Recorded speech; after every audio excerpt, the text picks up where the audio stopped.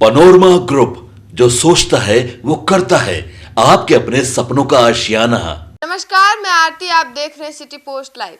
बिहार सरकार के ग्रामीण कार्य मंत्री डॉक्टर अशोक चौधरी की शैक्षणिक डिग्री को लेकर एक बार फिर सियासी विवाद खड़ा हो गया है। कांग्रेस नेता और प्रवक्ता असीतनाथ तिवारी ने मंत्री की पीएचडी डिग्री पर गंभीर सवाल उठाते हुए इसे संदिग्ध बताया है और इसकी जांच की मांग की है। असीतनाथ तिवारी का आरोप है कि पाटलिपुत्र विश्वविद्यालय में 280 रिक्त पदों के विरुद्ध चयनित 274 अभ्यर्थियों की सूची में अशोक चौधरी का नाम शामिल था, लेकिन राजनीति शास्त्र विषय में असिस्टेंट प्रोफेसर के लिए जारी किए गए 18 नियुक्ति पत्रों में उनका नाम नहीं था। कांग्रेस नेता का दावा है कि संबंधित विभाग ने मंत्री की डॉक्टरेट डिग्री को संदिग्ध मानते हुए उसकी जांच की अनुशंसा की है। कांग्रेस प्रवक्ता ने सवाल उठाया है कि क्या बिहार में मंत्रियों को बैठे बिठाए डिग्री बांटने और प्रोफेसर बनाने की कोई योजना चल रही है। उन्होंने इसे बिहार की प्रतिभाओं और बेरोजगार युवाओं के अधिकारों के साथ अन्याय बताया है और कहा है कि मंत्री अशोक चौधरी को सार्वजनिक रूप से यह स्पष्ट करना चाहिए कि उनकी डिग्री फर्जी नहीं है।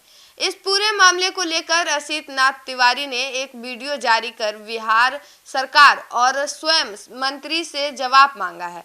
उनके अनुसार यह मुद्दा केवल एक व्यक्ति की डिग्री तक सीमित नहीं है, बल्कि शिक्षा व्यवस्था की विश्वसनीयता से जुड़ा हुआ है।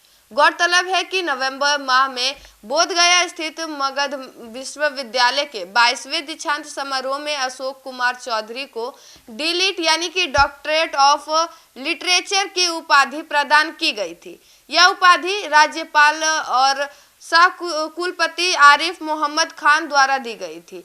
मंत्री ने अपने शोध का विषय जाति सर्वेक्षण की प्रासंगिकता बिहार में एक सामाजिक राजनीतिक अध्ययन चुना था। विश्वविद्यालय प्रशासन ने इसे सामाजिक और राजनीतिक दृष्टि से महत्वपूर्ण अध्ययन बताया था।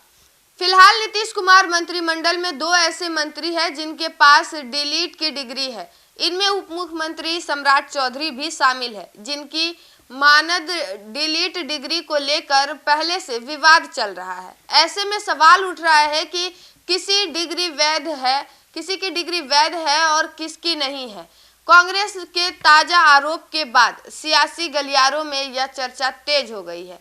क्या बिहार सरकार को इस पूरे मामले की औपचारिक और निष्पक्ष जांच करनी चाहिए? अब निगाहें सरकार और मंत्री अशोक चौधरी की ओर है कि वे इन आरोपों पर क्या सफाई देते हैं। इस खबर में फिलहाल इतना ही।